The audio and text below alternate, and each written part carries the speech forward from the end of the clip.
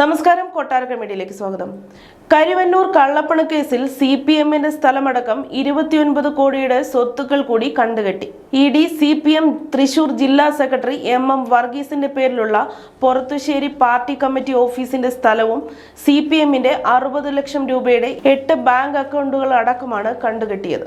ED അന്വേഷണ സംഘം CPM-നെ കൂടി പ്രതി ചേർത്താണ് സ്വത്തുക്കൾ കണ്ടുകെട്ടിയത്. കേസുമായി ബന്ധപ്പെട്ട മൂന്നാം ഘട്ട സ്വത്ത് മരവിപ്പിക്കലാണ് എൻഫോഴ്സ്മെന്റ് ഡയറക്ടറേറ്റിന്റേത്.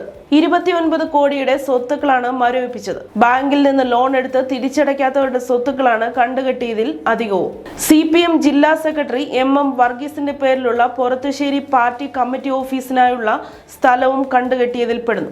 CPM-ന്റെ 8 ബാങ്ക് അക്കൗണ്ടുകളിൽ ഉണ്ടായിരുന്ന 60 ലക്ഷം രൂപയും മരവിപ്പിച്ചിട്ടുണ്ട്. CPM തൃശൂർ ജില്ലാ നേതൃത്വത്തിന്റെ അറിവും പങ്കാളിത്തവും കരുവന്നൂർ കള്ളപ്പണ ഇടപാടിൽ ഉണ്ടായിരുന്നെന്ന കണ്ടെത്തലിന്റെ അടിസ്ഥാനത്തിലാണ് പാർട്ടി സ്വത്തുക്കൾ കൂടി മരവിപ്പിക്കുന്ന നടപടിയിലേക്ക് എൻഫോഴ്സ്മെന്റ് കടന്നത്.